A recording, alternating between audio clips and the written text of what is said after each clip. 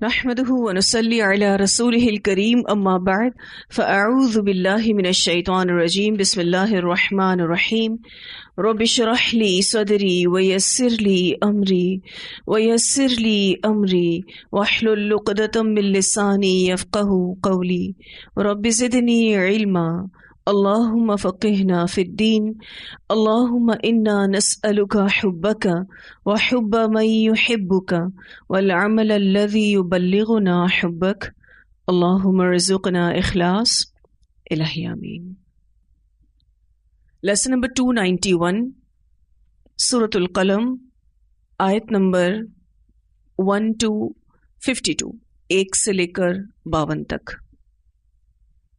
مکی صورت ہے اور اس صورت کا مرکزی مضمون دعوت اللہ، لوگوں کو اللہ کی طرف بلانا۔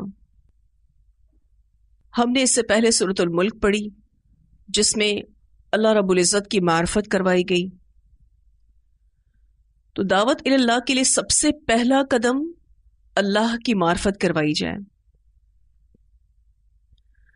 دوسرا قدم رسول اللہ صلی اللہ علیہ وسلم کی اتباع کی جائے اور اسی کے ذریعے تزکیہ کیا جائے، اور تیسرا قدم وسائل کا استعمال کیا جائے، اور اس دعوت اللہ کا سب سے بہترین وسیلہ قلم ہے۔ وسائل میں سب سے بہترین وسیلہ قلم ہے۔ وسائل کا استعمال کرنا ہوگا دعوت اللہ کے لیے۔ قرآن پاک کی بہت سی صورتوں میں سے کئی صورتوں کا آغاز حروف مقطعات سے ہوتا ہے، اور یہ ان میں سے آخری صورت ہے۔ اس سورہ قلم کو سورہ نون بھی کہا جاتا ہے۔ نون حروف مقطعات میں سے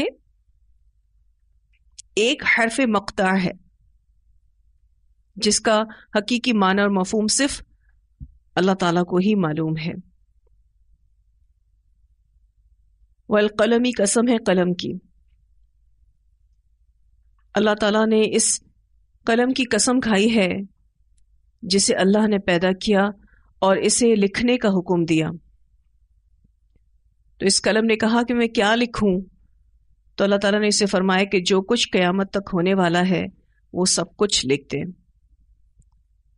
اس بارے میں روایت آتی ہے رسول اللہ صلی اللہ علیہ وسلم نے فرمایا سب سے پہلی چیز جو اللہ تعالیٰ نے پیدا فرمائی وہ قلم ہے،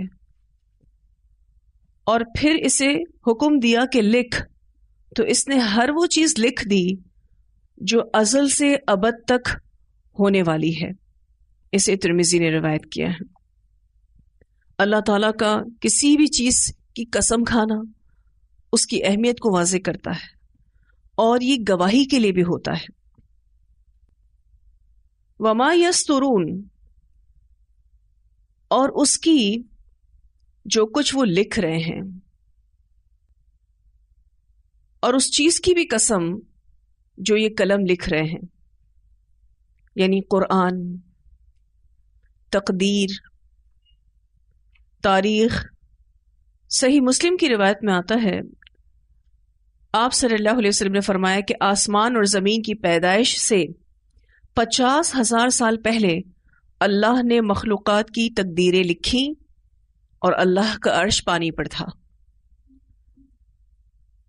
تو تقدیریں لکھ دی گئیں، قلم خشک ہو گیا۔ تو اس آیت سے قلم کی اہمیت واضح ہوتی ہے۔ قلم بہت زبردست وسیلہ اور ہتھیار ہے دین کی تبلیغ کے لیے، اور جیسے کہ میں ابھی آپ سے ذکر کر رہی تھی کہ اس صورت کا مضمون دعوت اللہ ہے، بلکہ اس پورے پارے کا مضمون دعوت اللہ ہے۔ پھر دعوت اللہ کرنے والے کون کون سے طریقے اختیار کریں گے اس کے بارے میں بھی بتایا جائے گا، ان کے کیسے اخلاق ہونے چاہیے اس بارے میں بھی بات ہوگی، کن کن چیزوں کا خیال رکھا جائے گا۔ قلم کے بارے میں آتا ہے کہ یہ تلوار سے زیادہ تیز ہے. اب یہاں پر جس قلم کی قسم کھائی جا رہی ہے، ہو سکتا ہے لکھنے والا خود یہ قلم ہی ہو، یعنی قلم خود بخود لکھ رہا ہو اللہ کے اذن سے. یہ بھی ممکن ہے کہ اس قلم سے لکھنے والے اللہ کے فرشتے ہوں، یہ بھی ممکن ہے، کیونکہ یہاں بات آ رہی ہے والقلم وما یسطرون، قسم ہے قلم کی اور اس کی جو کچھ وہ لکھ رہے ہیں. تو ممکن ہے کہ جس قلم کی یہاں قسم کھائی جا رہی ہو لکھنے والی قلم خود ہی ہو، اور یہ بھی ممکن ہے کہ اس قلم سے لکھنے والے اللہ کے فرشتے ہوں، یا پھر قلم اور ان کے فرشتوں کی قسم جو لوح محفوظ سے قرآن نقل کرتے ہیں، یہ بھی ممکن ہے. پھر ان مورخین کی بھی قسم کھائی جا رہی ہو جو قلم کے ساتھ ساتھ بڑے بڑے صالحین کی تاریخیں لکھتے تھے. پھر نزول کے بعد ان صحابہ کرام کی بھی قسم کھائی گئی ہو جو قرآن کی وحی کو قلم سے لکھتے تھے. تو خلاصہ کلام یہ ہے کہ قلم اور صاحب قلم دونوں اللہ کی نظر میں اہمیت رکھتے ہیں. حضرت ابو بکر صدیق کاتب وحی میں سے ایک تھے، اور آپ رضی اللہ تعالیٰ عنہ سفر میں بھی قلم اور دوات ساتھ لے کر چلتے تھے. لکھنے کے جتنے بھی طریقے وجود میں آ جائیں، لیکن جو بات قلم کی ہے وہ کسی اور طریقے میں نہیں ہے. قیامت تک اس کی اہمیت باقی رہے گی. اور یہاں جو یسترون کا لفظ آیا ہے، یعنی سطر میں لکھنا، لائنز میں لکھنا، طریقے کے ساتھ لکھنا. اللہ سبحانہ تعالیٰ کے نزدیک قلم کی بھی بڑی اہمیت ہے اور صاحب قلم کی بھی بڑی اہمیت ہے. اللہ سبحانہ تعالیٰ قلم کی اور جو کچھ وہ لکھتے ہیں اس کی قسم کھا کر فرماتے ہیں ما انت، نہیں ہے آپ، بنعمت ربک، اپنے رب کی نعمت کے ساتھ، اور یہاں نعمت سے مراد نبوت ہے، بمجنون، مجنون. یہ جواب قسم ہے جس میں کفار کے قول کا رد ہے. کفار نبی اکرم صلی اللہ علیہ وسلم کو مجنون کہتے تھے. مجنون اس شخص کو کہا جاتا ہے کہ جس کے دماغ پر جن سوار ہو. اہل مکہ آپ صلی اللہ علیہ وسلم کو مجنون کہا کرتے تھے. تو اللہ تعالیٰ نبی اکرم صلی اللہ علیہ وسلم سے یہ فرما رہے ہیں کہ اللہ قسم کھاتے ہیں قلم کی اور اس کی جو کچھ وہ لکھ رہے ہیں کہ آپ اپنے رب کی نعمت کے ساتھ مجنون نہیں ہیں، یعنی آپ پر وحی اترتی ہے اور اسی کے زیر اثر آنے والے لوگ اسلام قبول کرتے ہیں. یہ کفار جتنے بھی ہیں وہ شدید حسد کی وجہ سے آپ کو مجنون کہتے ہیں. آپ مجنون نہیں بلکہ آپ تو عظیم الشان نبی ہیں. نبی اکرم صلی اللہ علیہ وسلم کی آپ کو کوئی بھی ایسی حدیث نہیں ملے گی جس میں خود رسول اللہ صلی اللہ علیہ وسلم نے کہا ہو کہ لوگ مجھے مجنون کہتے ہیں. قرآن پاک کی بے شمار آیتیں ایسی ہیں کہ جس میں اس بات کا تذکرہ موجود ہے کہ مشرکین مکہ آپ کو مجنون کہتے تھے، آپ کو شاعر کہتے تھے، آپ کو جادوگر کہتے تھے. لیکن خود رسول اللہ صلی اللہ علیہ وسلم نے کبھی نہیں کہا کہ لوگ مجھے مجنون کہتے ہیں. آپ صلی اللہ علیہ وسلم ان کی باتیں سنتے تھے مگر خود سے نہیں بتاتے تھے. لیکن قرآن اس بات کا تذکرہ کرتا ہے کہ مشرکین مکہ شدید حسد کی وجہ سے رسول اللہ صلی اللہ علیہ وسلم کو مجنون کہتے تھے. تو اللہ تعالیٰ آپ صلی اللہ علیہ وسلم سے فرما رہے ہیں کہ آپ ان کی باتوں کا غم نہ کریں. وَإِنَّ لَكَ، اور بے شک آپ کے لیے لأجرن البتہ اجر ہے، غیر ممنون نہ ختم ہونے والا، کبھی نہ ختم ہونے والا اجر آپ کو ملے گا۔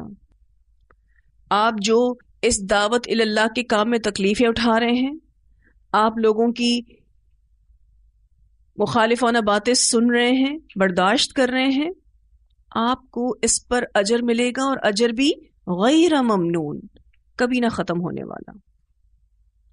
ممنون کا جو لفظ ہے اس کا معنی ہوتا ہے منقطع ہونا، اور غیر ممنون نہ منقطع ہونے والا، کبھی نہ ختم ہونے والا۔ تو آپ کو اس پر بڑا اجر ملے گا، اور اجر کی بھی وضاحت کر دی گئی، کبھی نہ ختم ہونے والا اجر ملے گا۔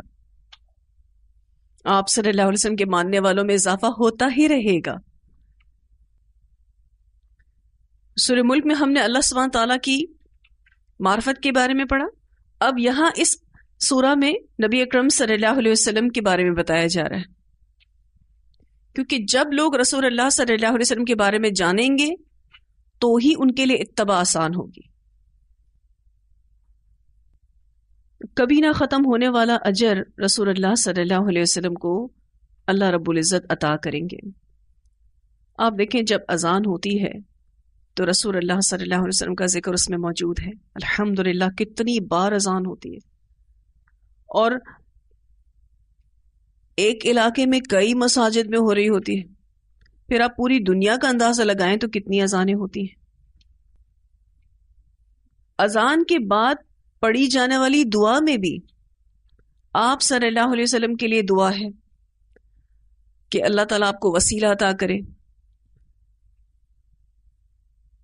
پھر آپ صلی اللہ علیہ وسلم کو اللہ تعالیٰ مقام محمود عطا کرے گا، آپ کو بلند درجات عطا کیے گئے۔ آپ صلی اللہ علیہ وسلم کو اس قرآن میں سراج منیرہ کہا گیا، اور ہم نے پچھلے تفاسیر میں ایک آیت پڑھی تھی کہ اللہ تعالیٰ جبرائیل امین، صالح مومنین اور ملائکہ سارے کے سارے نبی کے مددگار ہیں۔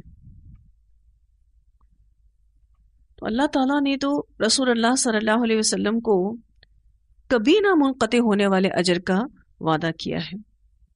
کیوں؟ کیونکہ آپ نے اس راستے میں جو تکلیفیں اٹھائیں صرف اور صرف اللہ کے لیے برداشت کی۔ ہم سب کے لیے بھی اس میں کتنا اہم سبق ہے۔ آپ اللہ کے راستے میں کوئی تکلیف اٹھائیں تو اللہ آپ کو کبھی نہ ختم ہونے والا اجر عطا کرے گا۔ ہو سکتا ہے کہ دین کے راستے میں آپ کو بھی باتیں سننے کے لیے ملیں، کبھی کوئی کچھ کہہ دے گا اور کبھی کوئی کچھ کہہ دے گا، تو کیا ان ساری باتوں پر دھیان دیتے رہیں گے اور اپنے دلوں کا روگ بنا لیں گے اور اپنے آپ کو پریشان کریں گے؟ جب کبھی ایسی سچویشن کا شکار ہوں تو خود سے ایک سوال کیا کریں کہ میں یہ دین کا کام کس کے لیے کر رہی ہوں؟ کیونکہ جب ہم یہ سوچتے ہیں کہ یہ دین کا کام میرا کام ہے اور میں ایسے کر رہی ہوں تو ساری مشکلیں وہیں ختم ہو جاتی اور ہماری لائلٹی بڑھ جاتی ہے، ہمارا خلوص بڑھ جاتا ہے، اس کام کے ساتھ ہماری محبت بڑھ جاتی ہے۔ ہو سکتا ہے کہ لوگ آپ کو یہی والا تانا بھی دیں کہ آپ دیوانے ہو گئے ہیں۔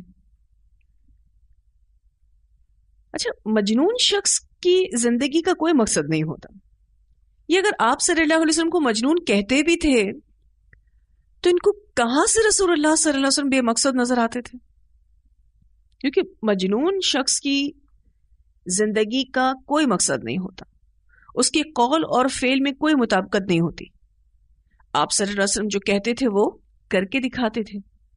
مجنون شخص بہکی بہکی باتیں کرتا ہے اور اس کی باتوں کا کوئی معنی نہیں ہوتا۔ یہ مشرکین مکہ نبوت سے پہلے آپ صلی اللہ علیہ وسلم کو صادق اور امین کہتے تھے۔ نبوت اتری، کیسی دشمنی انہوں نے مول لی، کیسا حسد انہوں نے نبی اکرم صلی اللہ علیہ وسلم سے پالا کہ محض عناد، بغض، حسد کی بنا پر اور اپنی حسرتوں کو مٹانے کی بنا پر انہوں نے آپ صلی اللہ علیہ وسلم کو مجنون کہا. مجنون کہنے کی ان کے پاس کوئی دلیل نہیں تھی. آج بھی کوئی بہت زیادہ دین میں خلوص کے ساتھ پریکٹس کر رہا ہوتا ہے، عمل میں بہت آگے بڑھ رہا ہوتا ہے، تو لوگ اس کو کہتے ہیں دیوانہ ہو گیا ہے. آج اگر کوئی کہے کہ جی کاروبار میں ہمیں جھوٹ نہیں بولنا چاہیے، کہتے ہیں یہ تو پاگل ہو گیا. بات وہ صحیح کر رہا ہوتا ہے. پاگل شخص تو بہکی بہکی باتیں کرتا ہے، پاگل شخص تو بے معنی باتیں کرتا ہے، لیکن دین پر چلنے والے شخص کو لوگ پاگل کہتے ہیں.